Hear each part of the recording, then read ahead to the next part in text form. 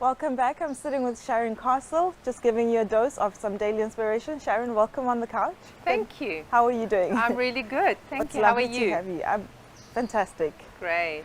So what do you have for us in terms of motivation and just inspiring us and getting us out of the clutter? Yes, the noise in our heads, Yeah. right?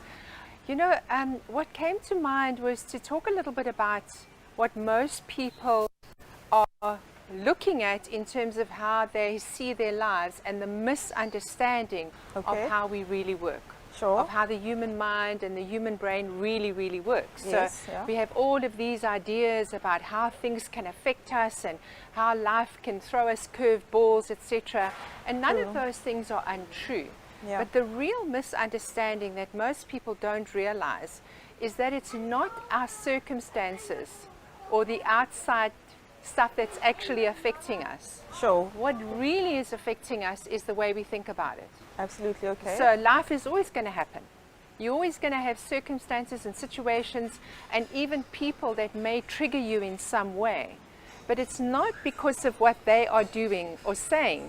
It's because of what you are thinking. So it's your perceptions of what's happening around you and what meaning you're creating out of that. Exactly. Yeah. It's all about the story, you know, essentially, because your memories are just collected thoughts from the past. Yes, yeah. That's all they are. So we're not saying things didn't happen. What we're saying is that although those things happened, they're not happening now. True. Except for when you get it into your head. And then it feels in the body as if it's actually happening right now in your current reality. Sure. But it's just the memory, the stored thoughts that's now showing up in the present moment. But it's already gone. Likewise, a lot of people stress about the future. What if? What if this? What if that? And we're living in dire circumstances right now with what's going on in the planet. Absolutely. But again, all we have is now. We don't have tomorrow. We don't have next week. And we can't really know what's going to happen. It's wonderful to plan and have visions and goals, all of those things. But we can't be too attached as to how we want it to look. I think what you're saying speaks to what we're seeing a lot happening now, where people are really anxious. Yes. They're anxious, they're depressed, and they're on medication. Yes. Is there any way that people can sort of train themselves or mind their way they're thinking or mind their thoughts? How do people navigate or control what's happening inside of them? That's such a lovely question, because what it is really just about noticing when you don't feel good. Yeah. It's in the feeling. You know, just do this with your hand and hold on to that.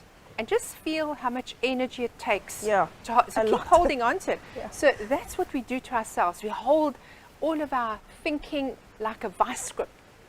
And the moment you do that, that's when you get yourself into trouble and you feel like you're suffering.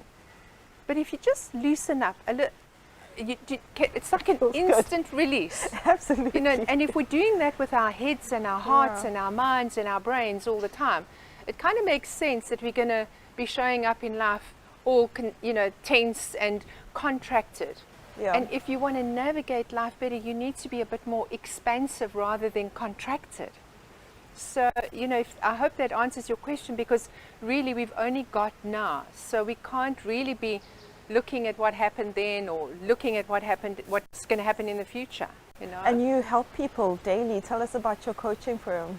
Yes, well, I've got Mindfit Coaching Academy, and I'm very proud of it. We've only been going for 1 year. Wow. And we graduated 20 people last year through the academy. Well, in November. We started in May, and they went on a 6 months coaching program called Mindfit Training for Coaches. All right. And we've also got the most amazing program called The Awakening. And that is a 3-month program which is basically helping people to understand what it takes to wake themselves up to who they really are. True. You know, not trying to emulate other people out there, but the uniqueness of who you are in your own skin and in your own space and with your own life. I love that. So waking up to that means that you're constantly in a state of like curiosity about life, not like, oh, what will people think and what will people, you know, be perceiving me as. And you asked that question earlier. It's about a perception. And if you change the way you look at things, definitely, the things you look at change. Okay. Not physically. you know, nothing changes, but everything seems different. You know, it's kind of like that. It's like the lens that you put on, and that becomes the perception that you have of life. And how do you find out what it is that you're thinking, or the quality of your thinking? When you feel like this, that's a sign. It's a little red flag for you to understand that being in that space means you're not thinking clearly. True. Because your brain is gripped tight like this. So relaxing into it and being yourself, you know, not worrying too much about how things are going to work out. This is my favorite metaphor, and I got this from our coach. Okay. It doesn't matter how hard you try.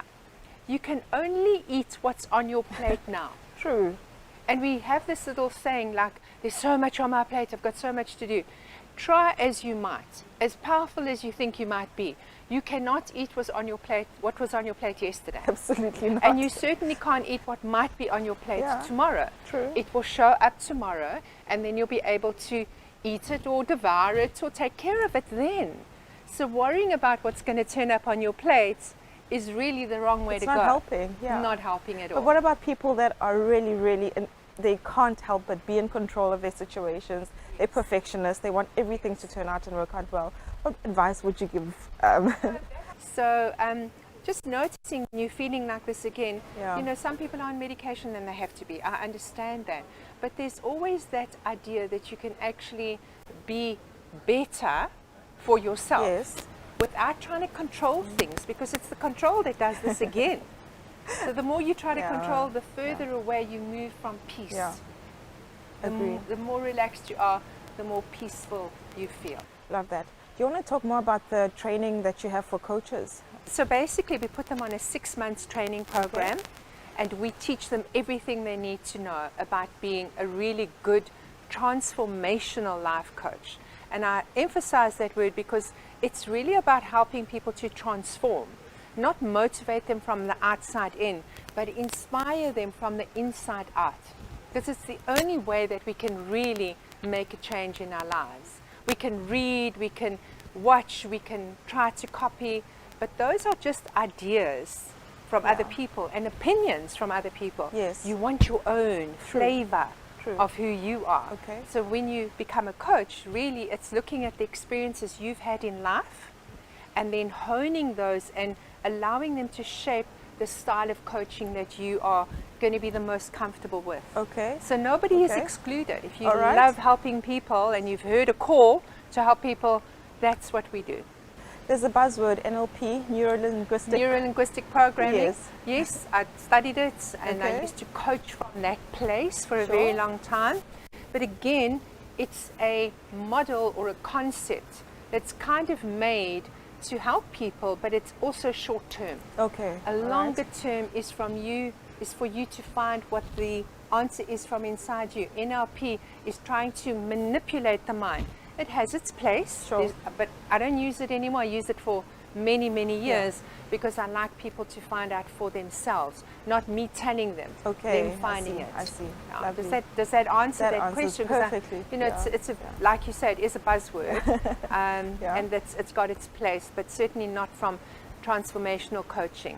Yeah. Sharon, thank you so much. It was lovely having you on the show. Hope to see you again. Yes, and thank you for having me. After the break, we chat to Neville from Ndlondlo Reptile Park.